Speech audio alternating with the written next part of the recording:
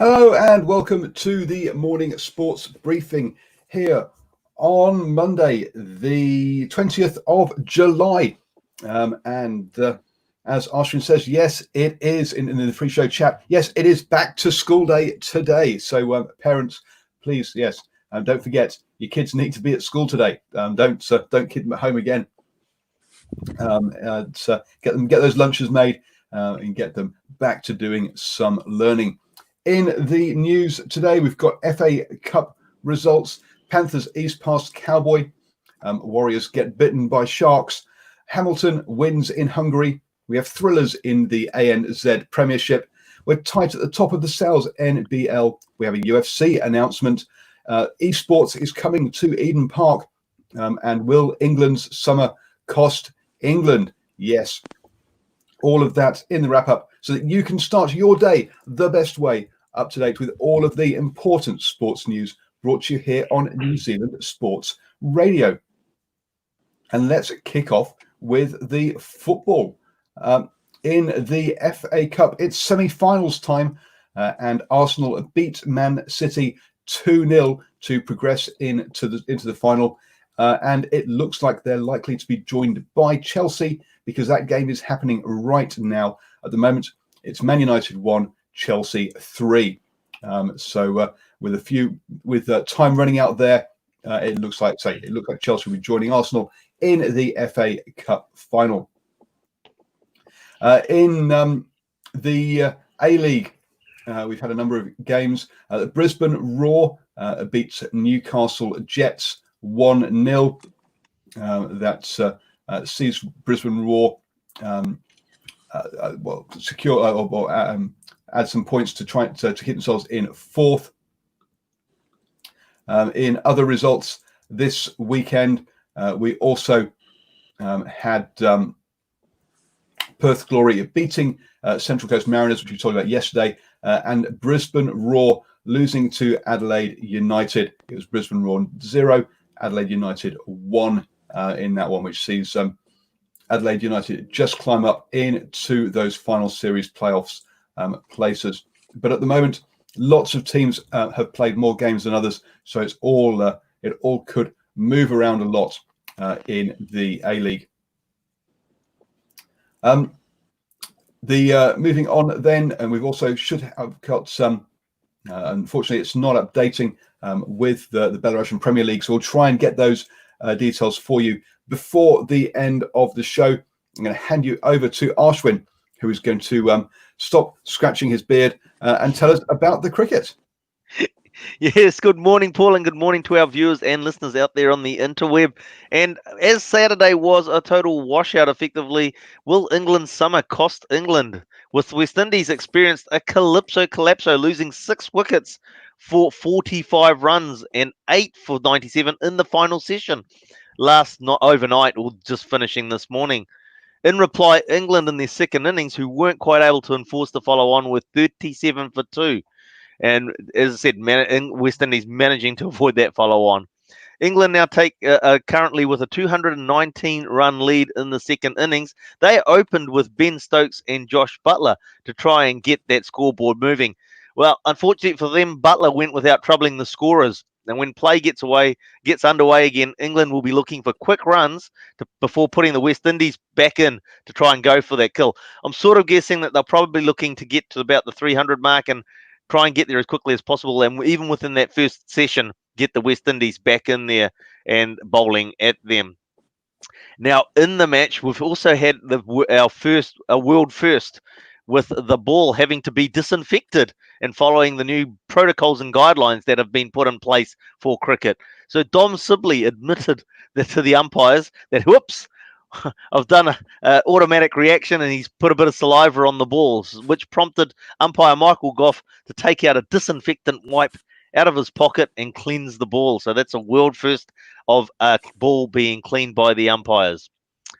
Now, coming back to local news in New Zealand, after New Zealand South Base players trained in Lincoln last week, it will be the turn of the North Island-based players this week. North Island-based players will be training at the Mount Maunganui base until the 24th of July. The camp will actually include some of the non-contracted players, for example, like Jeet Raval, who missed out this year on a contract, centrally based contract, that is. He's contracted to Northern Districts. The Northern training camps will be overseen by Gary Stead, who's the men's coach, Bob Carter, who's the women's coach, and Jacob Oram, who's the bowling coach for both the men's and the women's teams. The camps will be held in two groups, with the women's camp in between. So basically, group one of the men's will go first few days. The women's group will go, and then the group two will be the final group with the men. And finally, 9 Bangladesh players have resumed training. Now, this is an interesting one. And the reason why I bring it up. So there's some interesting guidelines which they have to follow to allow them to train. Only one player is allowed to train in the ground at any one time with his trainer, with separate facilities for both. So the player and the trainer has their own toilet facilities, own seats, own water bottles, and they still have to maintain their social distancing. Now, the BCB received requests from players way back in May to asking them that the players could resume training, but the BCB discouraged that because COVID's been so rampant in Bangladesh itself. But they've now been able to get together and formulate some rules and plans, and therefore they've got these one player at a time in a stadium that is able to train. And that today, Paul, is our cricket news, and we look forward to seeing how England are able to get on overnight and bring that to you tomorrow morning. Thank you very much, Ashwin, for that. Now, in moving over to the UFC, and the UFC have announced that Israel Adesanya, will defend his UFC title against Paulo Costa at UFC 253. That is apparently scheduled for September the 19th or September the 20th, depending quite which time zone you are in around the world. They have not officially announced where that is going to be, but as we told you the other day, that one of Israel's stablemates announced that he was going to be returned to fighting in New Zealand, and that Israel will be headlining that fight. So you've got to say that it looks highly likely that will be actually here in New Zealand, even though I say it's not been announced as yet officially. Over the weekend, and Davison Figueiredo defeated Joseph Benavidez for the flyweight title in the UFC over there on Fight Island in Abu Dhabi. So congratulations to him in picking up that title via a technical knockout. I mean, he already had 3 takedowns in that opening round. So yes, a good win for him there. And I'm going to hand you over to Stephen, who'll take us through our birthdays. Well, thank you, Paul, and good morning to everybody tuning into New Zealand Sports Radio. And birthdays today, our most successful ever Olympian, our most successful ever basketball player, and finally a rugby player that went to All Blacks coaching staff. And that's where we start this morning. Greg Edward Feek, born this day, 20th of July 1975, is a former New Zealand rugby union player. He played 10 tests for the All Blacks. He also appeared for the Crusaders. He played provincially for Taranaki and Canterbury. He also played for New Zealand Māori in 2006. He's since retired. He was the forward coach of the Wellington Hurricanes in 2008, and then he joined Leicester as the scrum coach for the 2010-2011 season. He also left a scrum position with the Irish national team alongside Joe Schmidt, beg your pardon, and he's currently, working with the All Blacks in some sort of capacity. I would imagine he's there as the scrum coach. Moving right along, Steve Furnacki Adams, born this day, the 20th of July 1993, is a New Zealand basketball professional who plays for the Oklahoma Thunder. on the National Basketball League, the NBA, after playing one season with his hometown Wellington Saints in 2011. Seems such a long time ago. Adams moved to the United States in 2012 to play basketball for Pitt. In 2011, he was selected by the Thunder with the 12th overall pick in the NBA draft. And finally, this morning, absolute legend here, Gordon Ferguson, born this date of 20th of July 1952, is New Zealand's most successful Olympian, competing in the K1, K2 and K4 events. He first competed at Montreal, Canada Olympics in 1976 and again at Moscow Olympic Games in 1980, but it was in 1984 which would prove to be his most successful, picking up 3 gold medals in the K1 500, the K2 500, the K4 1000 meters, and also in 1988 in Seoul, also picking up a gold medal as well as a silver medal. That's a lot of medals. So happy birthday to all our recipients this morning. I'll be back to wrap up all the league from the weekend shortly. Thank you very much, Stephen. And over in the Rugby Union, the Chiefs and the Highlanders fought out a thriller yesterday in the sunshine here in Hamilton. The Chiefs went out to had a fantastic start where everything went right for them. And just after half time, they were leading 31-7, even though they were perhaps not playing or perhaps being not having the dominance on the pitch. A lot of the territory and possession was with the Highlanders, but they just couldn't finish anything off. After that line-out maul try, just after half-time, though, it was all Highlanders, and it finished 31-33 with Aaron Smith breaking to give Tomkinson the gap to score after time was up, after the hooter, and they knocked over the conversion to win the game by just 2 points. That's twice now that the Highlanders have beaten the the Chiefs with a very late score. I'm going to feel for Gatland now. They've not won any games yet in Super Rugby after a long season even though it's only 10 weeks for the Chiefs there. Join us this evening at 8 p.m. for the Driving Maul Show, where we'll be going over a lot of the club rugby that's happened over the weekend that myself and Stephen got to. We'll also look at New Zealand Rugby's suggestion for the Super Rugby in the future, as well as the Farah Palmer Cup and other rugby topics. So join us at 8 p.m. here on New Zealand Sports Radio Monday night for the Driving Maul Show. I'm going to hand you back now to Stephen, who'll take us through our NRL update. Thank you, Paul. In league news this morning, the Sharks in a feeding frenzy over the Warriors.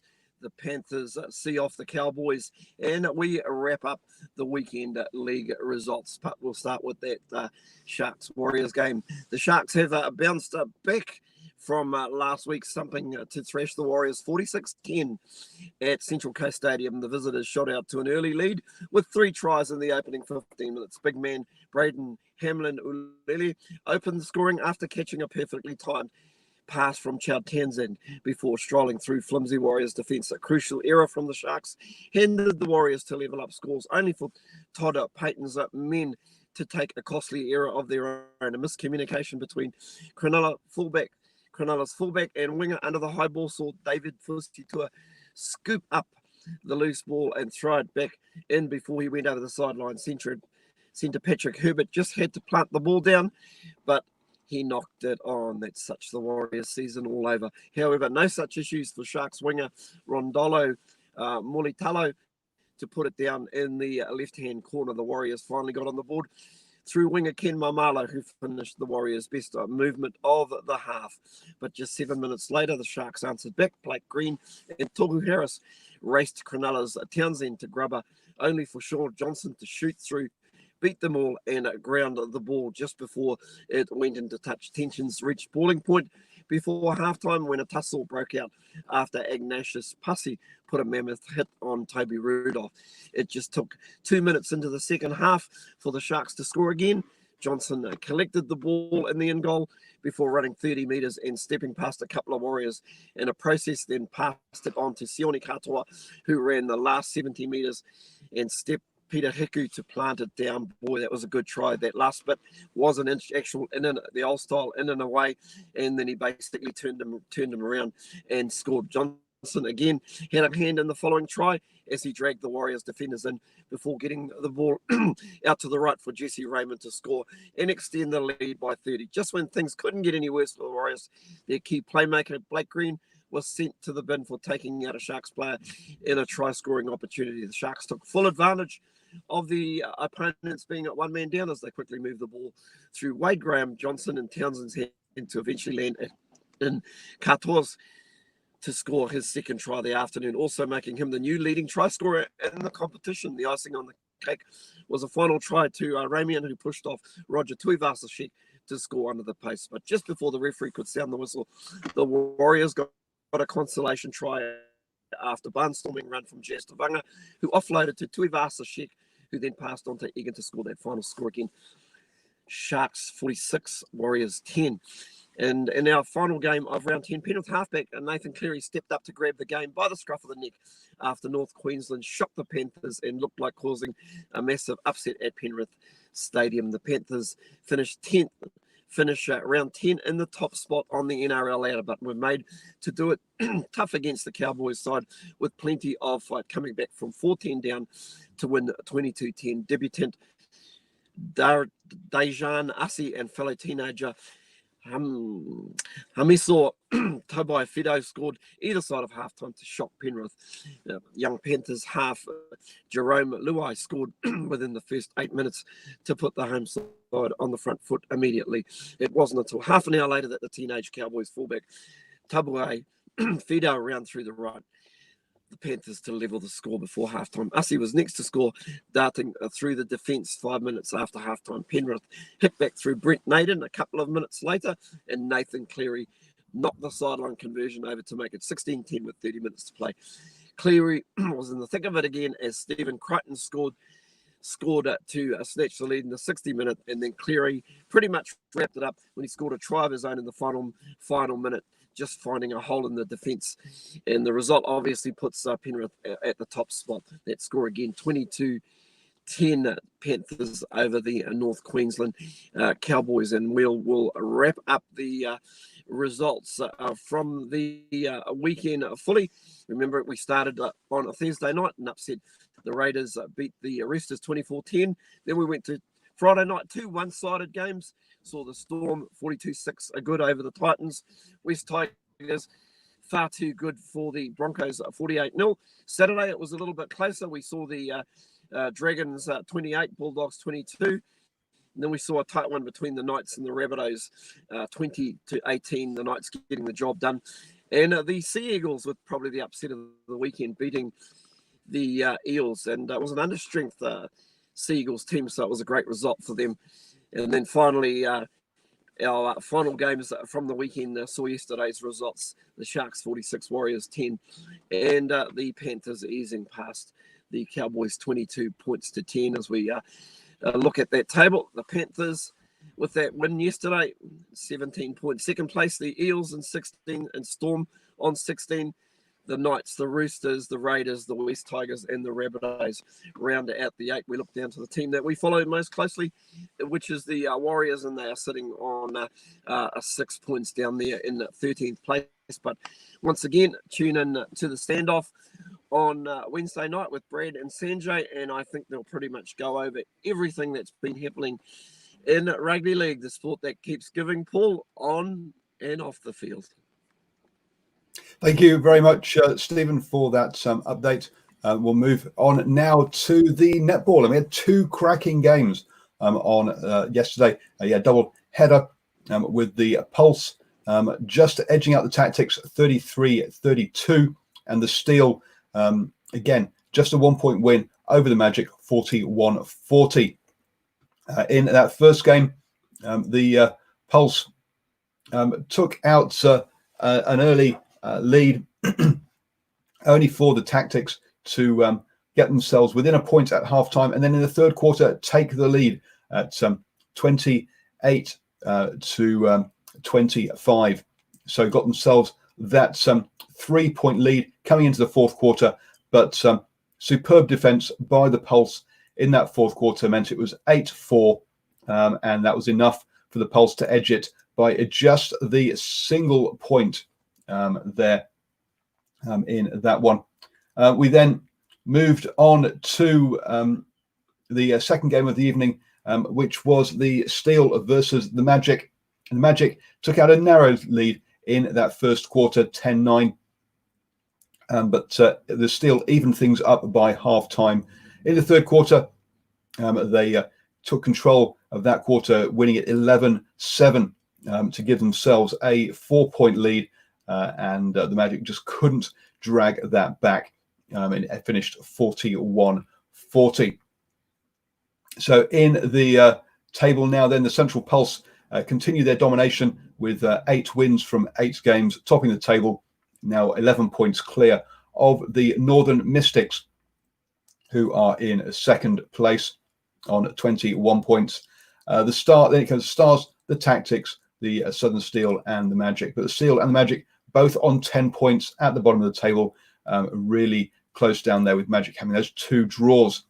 Yes, and those 2 draws have both been on Monday nights. So will we see that again this evening when the Steel take on the Tactics at the Auckland Netball Centre? Folks, the next round is the last round that will be in Auckland. So if you want to get your tickets and want to see your teams, then get down to the Auckland Netball Centre, because from round 8 onwards, they'll be travelling around the country and playing home games.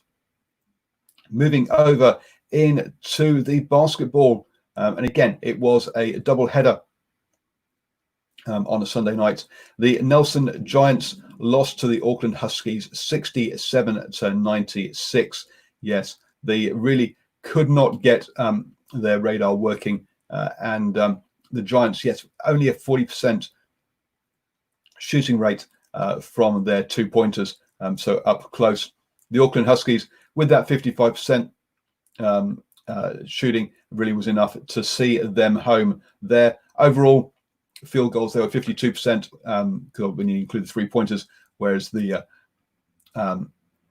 Giants dropped down to 38%. So yeah, some really poor shooting by the Nelson Giants really let them down in that game.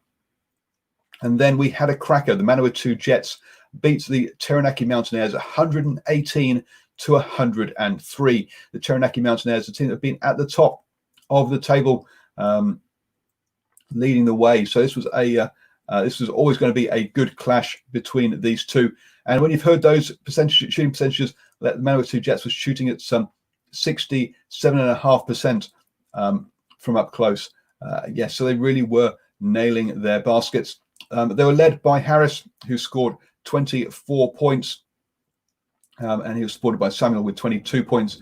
But a lot of other players also chipped in with points as well, and that was enough to see off the Mountaineers, where Rukua scored 29 points, supported by Jones on 24. But they just did not get the supporting cast just did not really get the points that were needed. And that's what saw the Manawatu Jets home in that one. That now means that the Otago Nuggets and the Manawatu Jets and the Taranaki Mountaineers are all on 14 points at the top of the table. But the Airs have played one more game than the other two. The Huskies and the Bulls are now just one win back on 12 points. And then we drop down then to the final two teams, the Giants and the Rams, on 8 and 6 points down the bottom there. So really tight amongst that top 5 in particular in the table. So some cracking games coming up in the Sal's NBL. They'll take a night off tonight, but before returning on Tuesday night, where we have the Jets taking on the Franklin Bulls.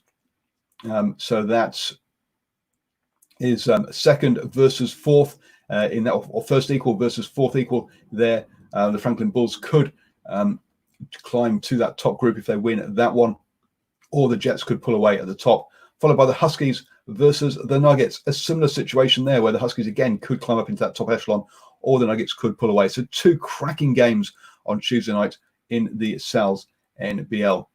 Moving on to motorsport now here on New Zealand Sports Radio. Scott Dixon had a tough weekend in the IndyCars. In the first race, he came second after starting 18th on the grid. And in the second race, where he started 17th on the grid, he managed to come up to finish 5th in that one. That first race really was disrupted, and a bit of a hectic race, really, when Ferguson last place won that one.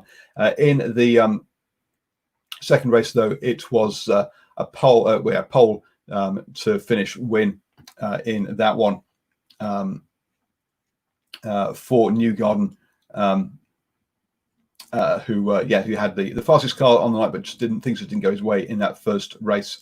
That means that Scott Dixon, whilst not having a car that was performing over the weekend, still managed to get some decent points to maintain his lead at the top of the overall standings on 49 points there. So yes, showing some real perseverance in adversity there from Scott Dixon. Over in the supercars, and Scott McLaughlin won the race on the night race on Saturday night, but then had a much tougher day on Sunday. So he's stuck on 47 career wins now, still one behind the late Brock's mark of 48 wins. He'll obviously be looking at trying to catch that up there. But Ford's Jack LeBrock won the race on Sunday there instead. So still two Ford wins in that one. Heading over to the Hungarian Grand Prix, and Lewis Hamilton and Max Verstappen, who qualified 1 and 2 on the grid, finished the race 1 and 2 as well. Bottas in the Mercedes just couldn't get past Verstappen and came in third, and that means that Hamilton will go top of the season standings. He even had time to pull in a couple of laps before the end to change tyres so that he could get a fastest lap and get the extra series point for that as well. Don't forget you can listen to New Zealand Sports Radio on the go. Just search for the podcast on iTunes, Spotify, iHeartRadio, or your favourite podcatcher. Finally, in esports, we're going to have a new facility set up at Eden Park Stadium. This will be a permanent facility for esports where teams can come in and train, but also it'll be a facility that can also host tournaments as well, both stream tournament or both broadcast tournaments and also mass participation tournaments as well. They're going to have they're going to have 5G capability, obviously LAN events held there, and this is all come about by Guinevere Capital, who have invested in this, and they've done similar things at other stadiums around the world. And one of the things they say is that this helps sponsors and other investors to basically associate to understand where esports or how it connects with other sports as well. So real interesting development there for esports in New Zealand. That'll be up and running in the third quarter of this year. You have now started the day the best way, up to speed with all of the important sports news. It has been a packed edition this morning. Don't forget to join us at 7 a.m. every single morning for the morning sports briefing, where we'll help you start the day your best way.